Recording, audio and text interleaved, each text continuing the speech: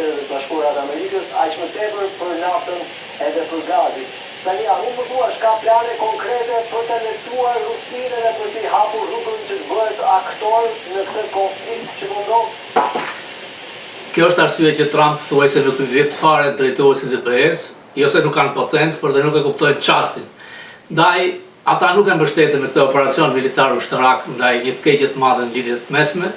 Trump duke bërë vepron taktikisht, duke i bërë salishime, sepse nuk mund të përballojnë rritje të mëdha të çmimit të naftës. Por energjia më e shtrenjtë është në Gjermani se sa është në Amerikë. Këtu $3.50 nga dhoni është më pak se $1 litri. Europianët janë ata që e ndjejnë më shumë presionin e çmimeve të energjisë dhe Gjermania është vetë dorëzuar kur ka hequr dorë nga centralet bërthamor për prodhimet e energjisë dhe për atë çmendurinë e energjisë të gjelbër, kushton 4 herë më shumë energjia në Gjermani se sa në Amerikë.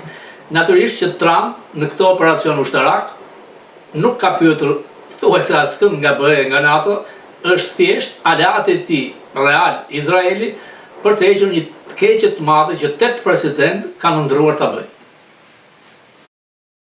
Dhe krizë po i bua në Europa edhe sa duket edhe në Ballkanin. Është short time, do të ketë, unë mbaj mend që në kohën e presidentit Bush pa të shkuar në $120 fuqia. Edhe kur Rusia sulmoi Kievin, u rrit çmimi i naftës. Natyrisht më tepër është një perceptim, sepse vetëm 20% kalojnë nga nafta tek Hormuzi dhe shumica shkon për Kinën dhe për Indinë. Por kompanitë e naftës, madje Trump e tha që ne kemi fitime të mëdha, kanë kompanitë. Më shumë është perceptimi i njerëzve, frika sepse janë bllokuar anijet, por unë them se do të zbutet. Nuk më the diçka për sanksionet, do të lehtësohet Rusia për të hapur rrugë furnizimit të Europës me gaz dhe naftë.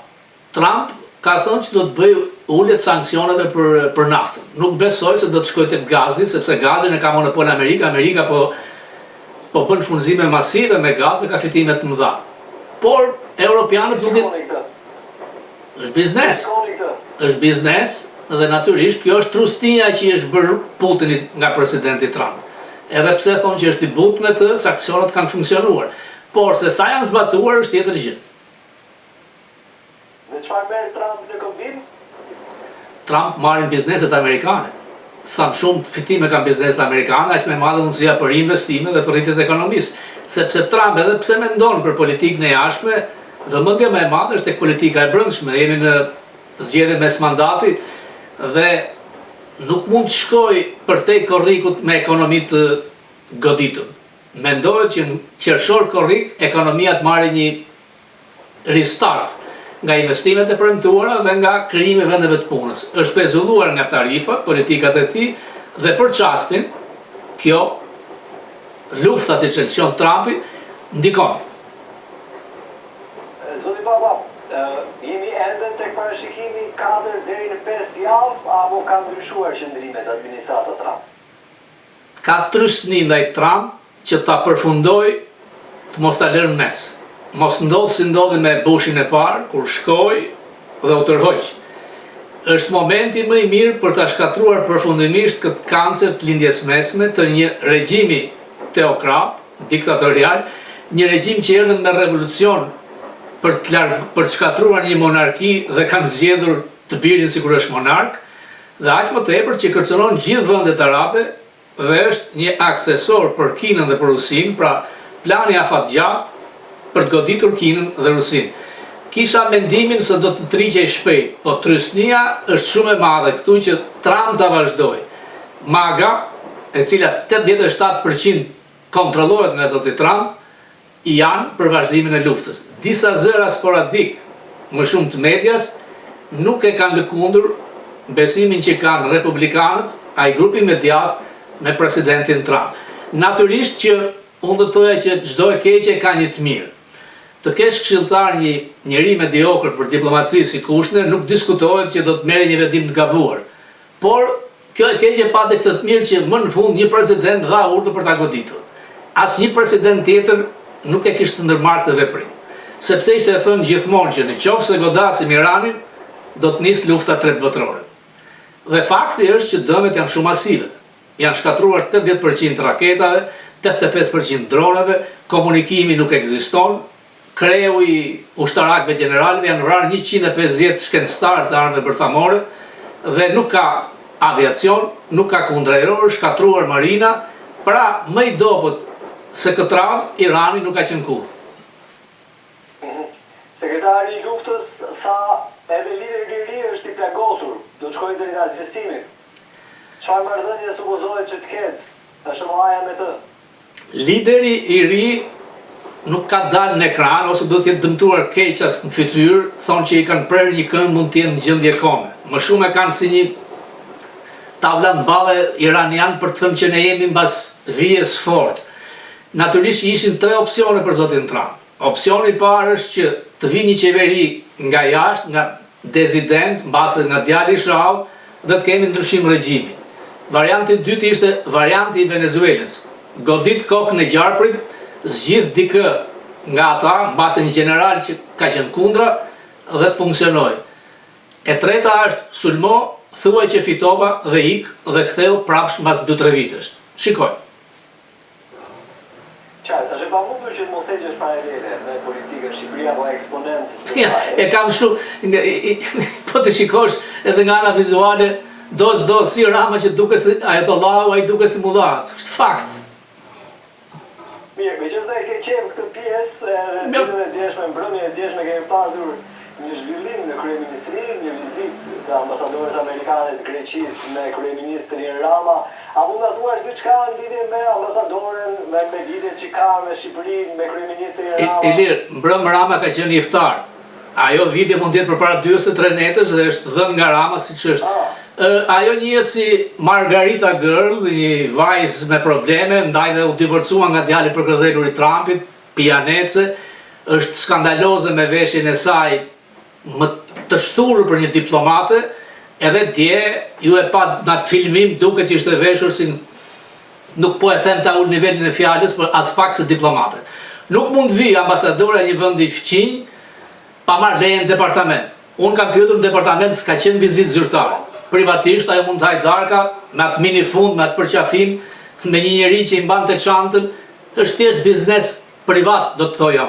Rama duhet të heqë dorë nga ky lloj protokolli. Nuk dilet kryeministri të presin der kryesore dikë që nuk e ka nivelin në protokoll për ta pritur ashtu. Edhe Hamër që doli atje, ajo është një personazh portorikania me probleme, e larguan si lloj internimi, sepse u divorcua me djalin e Trump. Si mund të ketë probleme dhe tjetë ambasadori e Shtetit Bashkuar të Amerikës në Greqi, sigur nuk shkojnë të dyja. Në Francë është një idiot, baba i kushtën i dënuar për krim. Kjo ka ndodhur me Trump, nuk kemi si bëjmë. Por në këto ambasada, rolin kryesor e luan numri 2. Ata që janë profesionistë. Nuk është era parë që kemi emrime nga ana politike shumë dobta. Kjo është provuar disa herë dhe kjo është e turpshëm për Amerikën. Jo për zonjën a zonjushën, e cila edhe në Greqi ka krijuar, por ajo futet shumë biznese. Është futur për Chevronin, për Mobil, për naftën, po në Greqi i lejohet se përfaqëson interesat amerikane për atë punë është, nuk është në Shqipëri. Në Shqipëri është ajo zonja tjetër. Por udhëtimi që vjen nga gjërat të mëdha siç është Irani mund të krijojë edhe këtë. Po unë nuk besoj se do të kaloj lehtë në departament veçën qofs, sepse nuk është zyrtare, ju e pat vetë si ishte veshur. Nuk shkojnë në takim zyrtar në atë. Lejohet një ambasadore që takoj qoftë edhe miq, Miq jashtë funksionit petkut që ka si diplomate. Miq mund të takoj në Greqi, në qoftë se ajo mund të ketë qenë për i drejt për i dark diku nga ato tokat e majmurat Timarës, por jo me minifund zotëri. Zyrtarisht, në qoftë se shkon në ndërtesat federale ka kod të veshjes. Ashtu ajo mund të rinë në klube natën, në pishina, është problemi i saj, jo në këtë mënyrë. Dhe aq më tepër tyshte zyra e një kryeministri, i cili nga ana tjetër ishte veshur si iranian, po ta shikosh. Pra nuk që zyrtare. Mirë, dakor, me që se ke pyetur në departament për vizitën e saj, nëse ka qenë zyrtare, formale apo jo, ke pyetur mbi atë që kanë komunikuar apo nuk jep llogari ambasadorja amerikane? Jo, llogaria jo, pa diskutim njoftohet shefi i stacionit në ambasadë që është i FBI për çdo gjë, sado private të ketë qenë. Por për sot kaq mund të them. Në qoftë se do të kemi informacione më të thella, por privatisht ka qenë. Por në diplomaci, edhe në mënyrë private, mund të kryesh detyrën edhe shtetërore, por nuk është jashtë logjike. Është më mirë, domethënë Shqipëria s'ka ambasador, Bullgaria nuk ka ambasador, Malizi nuk ka ambasador, Serbia nuk ka ambasador. Më mirë ne që s'kemi ambasador se sa Greqia që ka një nivel të tillë. Qartë. Zoti Baba, përshëndes dhe falenderoj. Gjithashtu.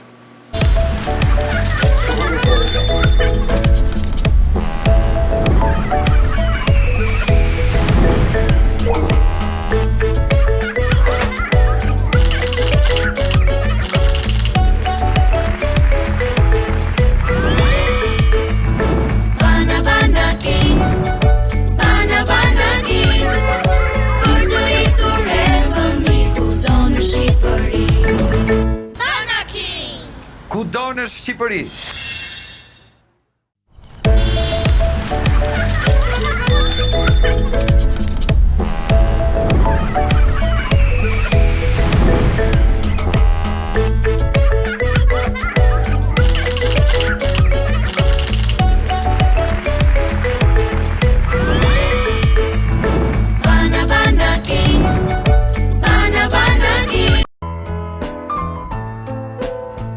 Brightside Dial Center është qendër për kujdese editore për të moshuar me një eksperiencë prej 15 vitesh. Personeli shërbyes, si infermieri, punonjësi social apo trajnuesi fizik, janë specializuar enkas për nevojat e këtyre moshave. Ne ofrojmë transport komod, ushqime një dietë të balancuar, si dhe ushtrime fizike të përditshme. Gjithashtu, zhvillojmë terapi fizike apo psikologjike për persona të cilët kanë